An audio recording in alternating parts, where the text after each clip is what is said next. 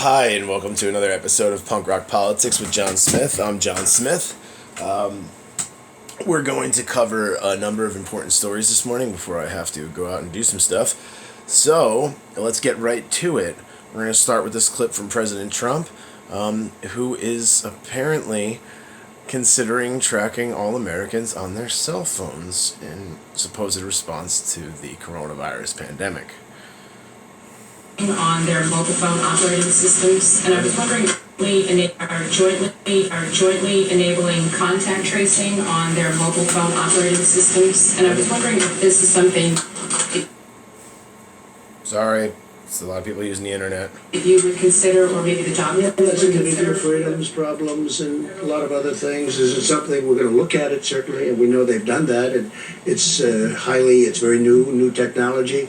It's very interesting, but a lot of people worry about it in terms of a person's freedom. We're going to take a look at that, a very strong look at it. We'll let you know pretty soon. And I have another Brand new, yes, please. So can you explain why it is appropriate? Okay. So that was a little brief video. This is from Mediaite, and as usual, I will post a link to the article at the bottom in the description on the video. This is April 10th, 2020 at 4:24 p.m. It was by Zachary Patrizzo, and it says, Trump says he will take a very strong look at implementing a cell phone tracking program. President Donald Trump responded to the possibility of the United States government moving to trace mobile phones to detect the spread of the coronavirus across the country, stating that he is going to take a very strong look at the new technology.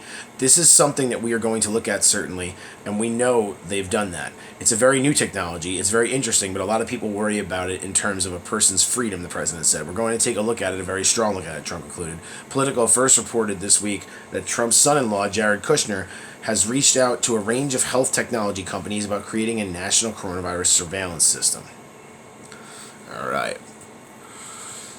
Okay, so that's obviously scary. Now, I'm all about stopping the spread of this disease and using all sensible measures to do so, but giving the government and large corporations the ability to track everyone on their cell phone, everyone in the United States of America, is dangerous for obvious reasons. If you disagree with a politician, they could punish you. If the federal government doesn't like you, they can tell the state, or the state can tell the county, or the county can tell the local police, or vice versa, up, down, top, down, top, down, down, up, and they can prosecute you or pull you over for no reason, or harass you, or even arrest you for something you haven't done, or plant drugs on you, or do all kinds of things. It's happened many times in history. It's been used to silence and monitor people and keep tabs on people that are dissidents, people that are, that are dissenting, rather, people that they don't like, whether they be immigrants or people of color or people of a certain religion or political belief, etc., etc. So this is very dangerous, and that's why it's in the Bill of Rights that this is not allowed.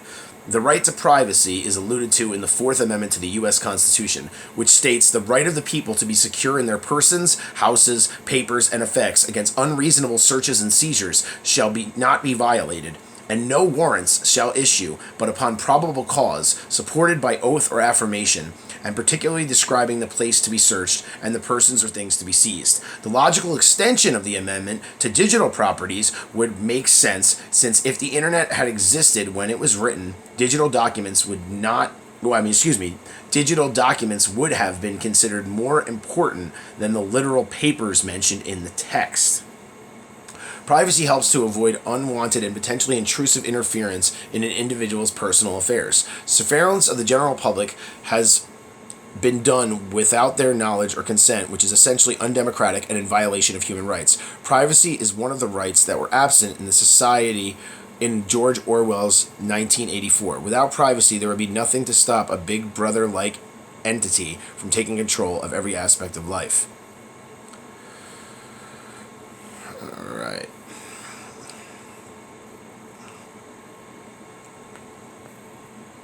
Just going to expand upon this more before I read another article, and I'm rushing through as fast as I can and without missing important things going on because I have something to do very soon. Governmental organizations such as the NSA, or National Security Agency, CIA, Central Intelligence Agency, and GCHQ, amongst others, conduct mass surveillance throughout the world. Programs such as PRISM, which, if you're not aware, it was a mass surveillance system of Americans, the U.S. government spying on American citizens and global citizens, people from outside the United States, and using outside servers outside the U.S. to gain information about American citizens. And I believe it expanded upon that. How Edward Snowden was the person who exposed this, and he's a hero, and he's been treated like a criminal, and he's been living in Russia, hiding from the U.S. government for quite some time. And Russia has protected him in this case. And the guy, the Obama administration wanted to persecute him, the Trump administration wants to persecute him, and it's a travesty because he told us the things that the government was lying about and how they are invading our privacy and tracking us at a very scary authoritarian level.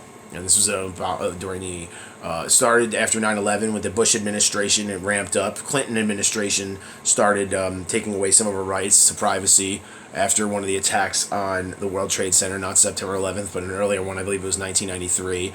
And they passed a law. They used these crises to take advantage and track and police citizens in a very unjust, undemocratic way.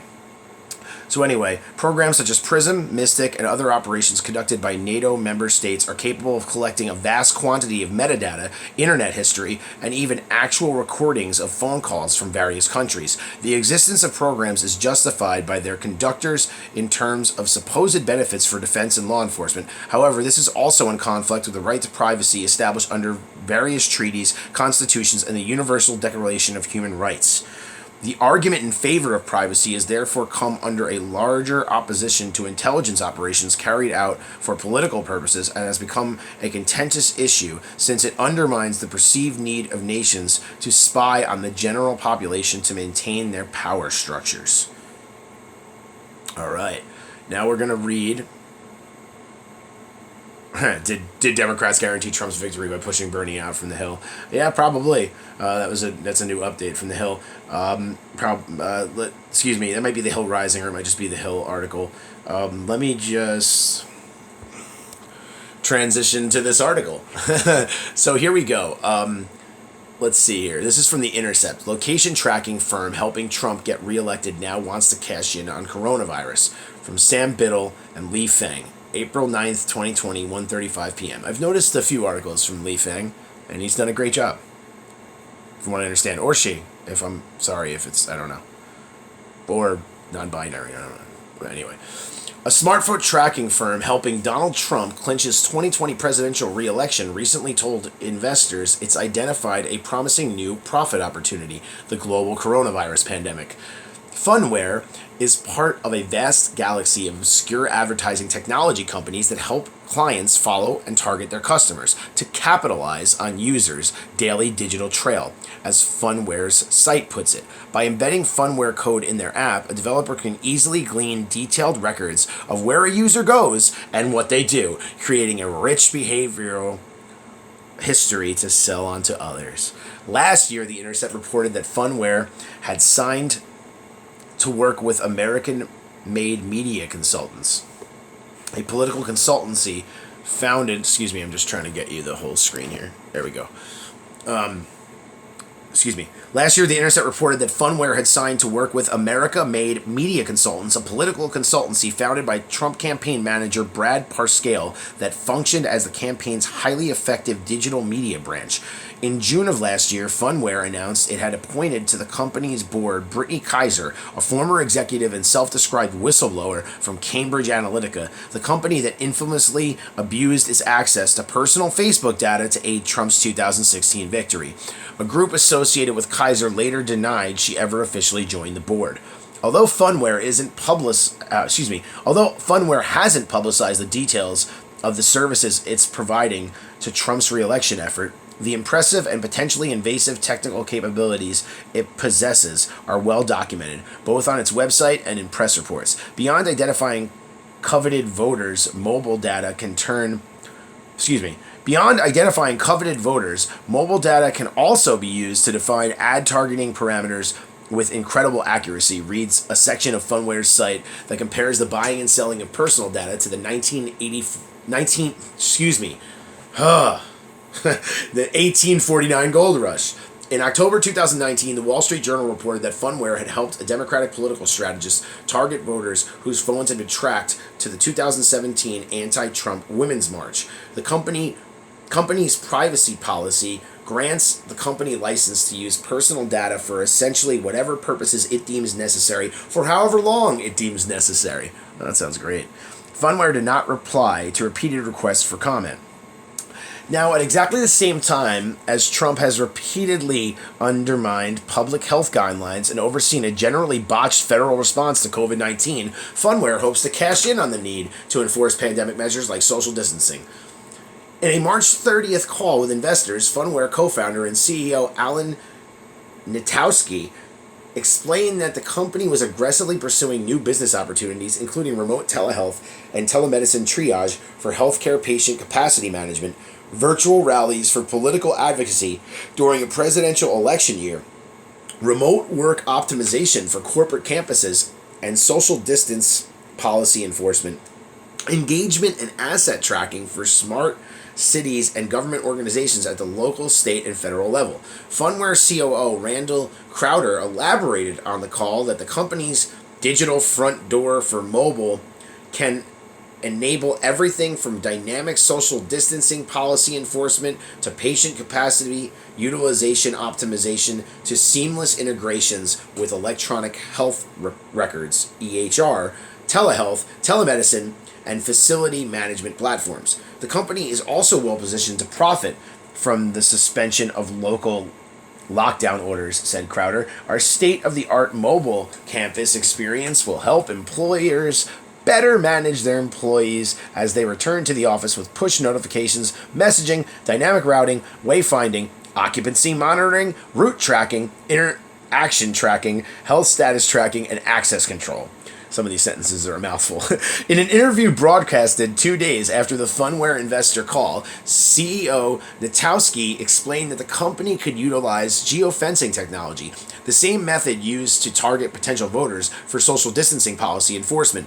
Geofencing allows apps and the companies who peddle them to draw virtual boundaries across a map and keep tabs on who comes in and out by tracking a phone's position using a combination of cellular towers and GPS pings. The technique is an obvious boon to marketers who might want to hone in on, say, people who've stopped by car dealerships in recent weeks or avid Taco Bell patrons. Now geofencing has found new fans in the public health sphere, with virtual boxes now being drawn around quarantined patients in places like India and Hong Kong. Should they decide to break quarantine and leap the geofence, authorities will receive an alert.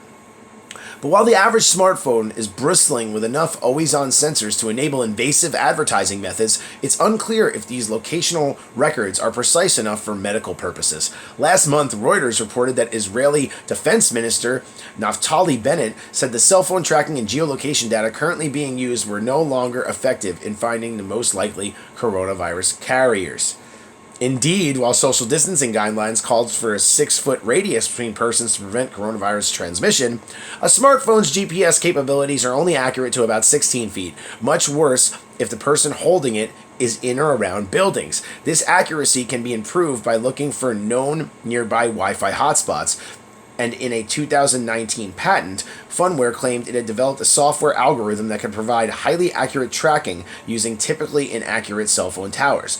But there's reason to be skeptical of this entire industry's claim to locational accuracy, according to privacy researcher Wolfie Crystal. These companies have never really cared about precision before. Location data collected from smartphone apps without the user's knowledge is, in many cases, just not flawed and biased, but even fraudulent, explained Crystal. Mobile data brokers, who claim to have data on the movements of everyone, are mostly overselling their capabilities. They use untrustworthy data sources and look the other way. As the American Civil Liberties Union, Jennifer Granick, explained via email, ad tech companies have also never had to deal with high stakes or real accountability, and the pivot from invasive marketing to epidemiology is fraud. You can't just repurpose information for any cause, said Granick. For example, ad companies traditionally don't have to worry about accuracy. If they mess up, someone sees an ad that they aren't interested in. But when they are talking public health, potential law enforcement, and employment, these companies' mistakes can be catastrophic.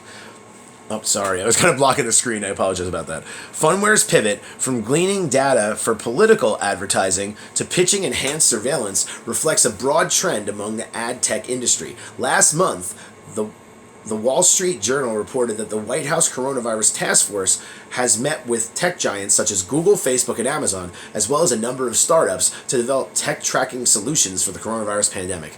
If we're to leverage commercial technology to save lives, how do we put in the policy framework so we're not South Korea or China or Israel? Ian Allen, the chief executive of Camber Systems, a Washington, D.C. based startup that develops location tracking services, told the Journal. Variant Systems, a New York-based data analysis company, similarly announced that the company would sell new solutions for detecting and alerting upon illegal clusters of people using geolocation technology.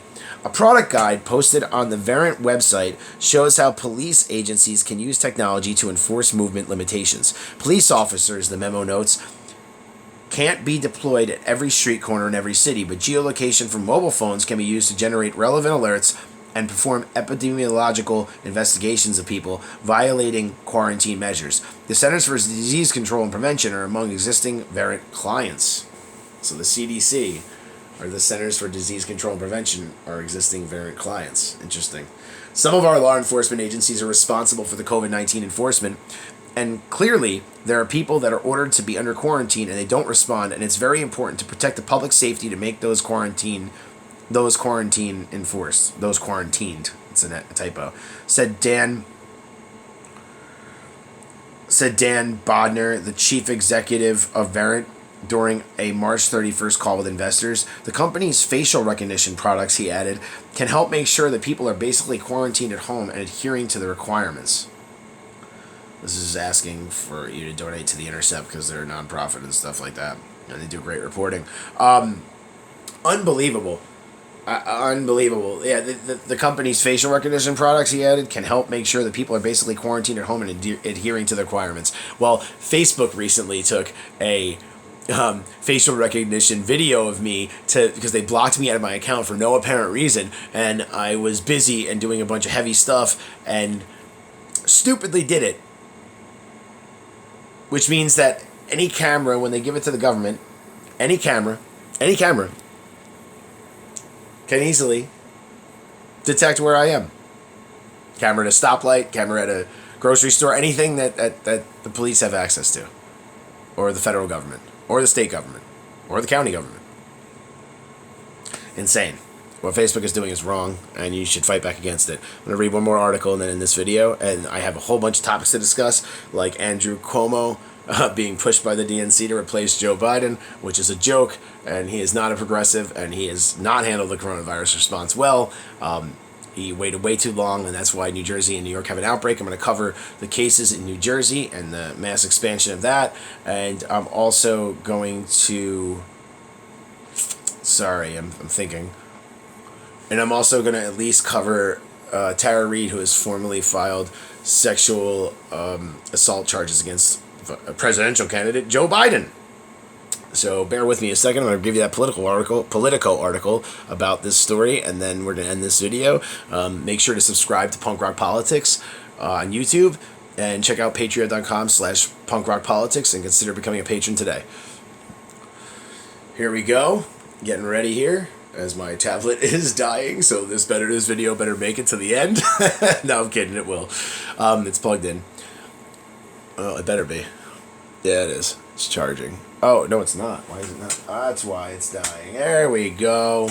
All right, there we go. That's a little more secure. Okay, check this out. This is who originally reported this situation about Donald Trump wanting to use location services to track Americans. All Americans. Oh, what a shock. They want to do that even more and even easier. All right, so Kushner's team, this is from Politico. Kushner's team seeks national coronavirus surveillance system. Critics worry about a Patriot Act for healthcare, raising concerns about patient privacy and civil liberties. This is senior White House advisor Jared Kushner during a daily White House coronavirus briefing. All right, so this article is by Adam Cancrin, and it came out April 7th, 2020 at 7:55 p.m., and it was updated the 8th of 2020. White House senior advisor Jared Kushner's task force has reached out to a range of health technology companies about creating a national coronavirus surveillance system to give the government a near real-time view of where patients are seeking treatment and for what, and whether hospitals can accommodate them, according to 4 people with knowledge of the discussions. The proposed national framework could help determine which areas of the country can safely relax social distancing rules and which should remain vigilant. But it would also represent a significant expansion of government use of individual patient data, forcing a new reckoning over privacy limits amid a national crisis. Health privacy laws already grant broad exceptions for national security purposes, but the prospect of compiling a national database of potentially sensitive health information has prompted concerns about its impact on civil liberties well after the coronavirus threat recedes, with some critics comparing it to the Patriot Act enacted after the 9/11 attacks. The Patriot Act, if you don't know, was just taking away all our rights and allowing the federal government to lock people up, including American citizens, for with absolutely no probable cause and without any evidence of them committing a crime, and hold them indefinitely without giving them legal rights to an attorney, etc., or even explaining with special courts. It was a nightmare. It's still in existence because Barack Obama and his vice president of 2 terms, now the presidential candidate who has dementia and a slew of other issues, like the Tara Reid allegations, among many others, and obvious in-your-face perverted actions towards young women, him and his wife. So that guy who gave you Trump, him and Obama extended the Patriot Act and the Bush tax cuts. They promised in their campaign to get rid of the Patriot Act, just to be clear. Already, the Trump administration has sought to ease data sharing rules and assured health data companies they won't be penalized for sharing information with state and federal officials, a move driven in part by Kushner's push to assemble the national network, according to an individual with knowledge of the decision. This is a genuine crisis. We have to work through it and do our best to protect people's health, said Jessica Rich, a former director of the Federal Trade Commission's Consumer Protection Bureau. But doing that doesn't mean we have to destroy privacy. Currently, the federal government plays only a limited role in handling health information, with its access restricted by various privacy laws and in many cases reliant on voluntary data sharing agreements with individual states. The project, based on interviews with 7 tech executives, government officials, and other people familiar with its contours, would draw on detailed information collected from multiple private sector databases. It would allow federal officials to continuously track elements like hospitals, bed availability, and the flow of patients into specific emergency rooms across the country, thereby enabling the government to rush resources to parts of the country before they're hit by a surge of coronavirus cases. It allows you to be much more targeted and precise in how you engage, said one person involved in the discussions. They need data to make the policy decisions, and so that's what we and others now have been asked to do. The White House declined to comment in response to detailed inquiries on Tuesday, but spokesman Avi Berkowitz said in a late Tuesday night statement after this article was published, "This story makes no sense and is completely false. The White House gets many unsolicited random proposals on a variety of topics, but Jared has no knowledge of this proposal or the people mentioned in this article who may have submitted it." The creation of a national coronavirus database could help the nation get out in front of the fast-spreading virus, which officials anticipate will strain the health care systems of nearly every major city over the next few months and threaten to recur in pockets of the nation for some time after that. Yet concerns about data sharing and patient privacy aren't the only obstacles to the plan, which was described by people familiar with it as one of a series of out-of-the-box initiatives sought by Kushner's team. The team is composed of a range of federal officials, friends and leaders from the private sector seeking to promote innovative responses to the coronavirus crisis. The notion of a national surveillance network has also faced resistance internally from some health officials, who argue that the federal government should only go as far as setting broad standards for disease and resource tracking and leave it to individual states to stand up their own surveillance networks, according to 2 individuals with knowledge of the discussions. Other officials contend that the administration should build any new monitoring system on its own without the private sector's involvement, a position that's gained steam following a series of articles about Kushner's team and its involvement of private companies and executives in efforts to fix problems dogging the nationwide response, according to people briefed on the matter. Maybe it's according to two people briefed on the matter, I don't know. Or just two spelled wrong. Some public health experts, meanwhile, suggested that the administration might instead built out and reorient an existing surveillance system housed within the Centers for Disease Control and Prevention that aided the response to prior epidemics. The system, called the National Syndromic Surveillance Program, is a voluntary collaboration between the CDC and various state and local health departments that draws data from more than 4,000 healthcare facilities. In an emergency, what works best is scaling up existing robust systems, not trying to create a new system, said former CDC Director Tom Frieden. Use the systems you have. A Health and Human Services spokesperson said the department does not comment on internal deliberations. Still, Kushner's teams has remained enthusiastic about the idea of a national surveillance system, which they see as a way to better understand how the virus is progressing throughout the country and where resources are needed amid severe shortages of protective gear and medical supplies. Kushner, along with other administration officials, including President Donald Trump, have questioned in recent weeks whether governors actually need the equipment that they're seeking for the federal government's strategic national stockpile.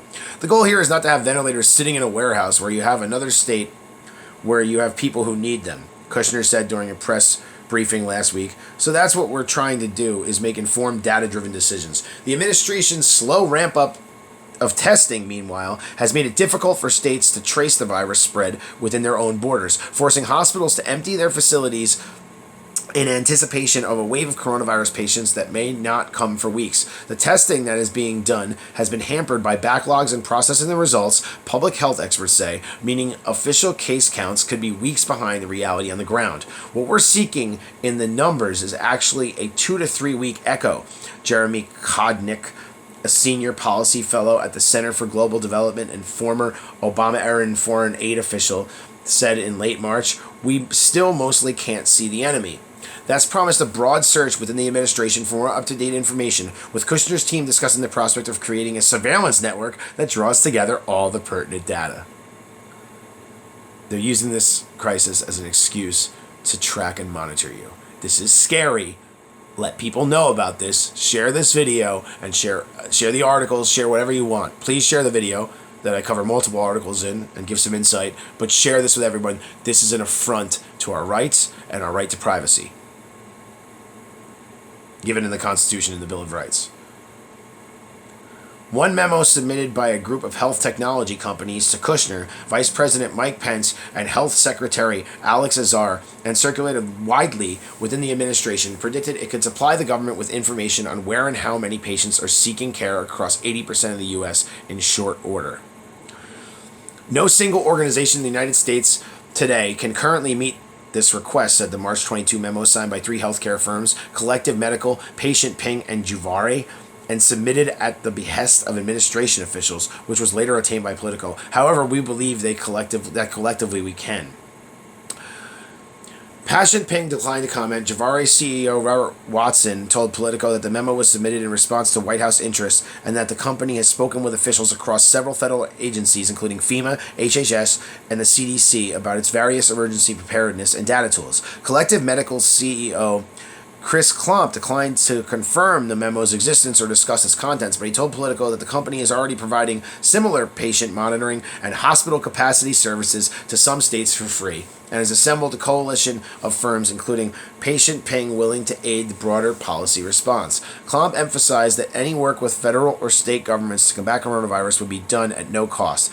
We're not trying to make money from this, he said, adding that he worries officials are flying partially blind in managing the response. We all need this problem to be resolved as quickly as possible, and it's going to happen if would-be competitors put down their swords, set aside politics, and work together. A separate memo submitted around the same time by health technology firm Audacious Inquiry proposed an alternative surveillance network that would use patient health records compiled by providers to monitor hospitals' bed availability and their use of medical supplies. We believe a viable technical specification can be developed within weeks, and that deployment can begin in less than 60 days to hospitals and health systems in priority regions, said the memo sent to Kushner, Pence, Azar, and other top health officials and obtained by Politico. Audacious Inquiry President Scott Avzal told Politico that the concept was put together in anticipation of a need to identify areas where the virus could reemerge months from now, and that the company is also offering its services to state and federal officials for free. It's a thing that's going to be valuable months from now, not weeks from now, he said of the surveillance network proposal. Any national surveillance system would rely on patient data that's been re-identified to protect people's identities, 3 individuals involved in this discussion said. Still, the prospect of sharing medical data with the administration would likely prompt close scrutiny from consumer privacy advocates who warn the government's response to prior crises has often opened the door to permanent erosions of privacy rights. We dealt with similar issues in 9/11, said Rich, who added that there would need to be strict guardrails around how patients' information is collected and used, and measures taken to ensure the data is protected. One reason that the government doesn't have all of the data is there's a lot of concern about Big Brother maintaining large databases on every consumer on sensitive issues like health, and for good reason.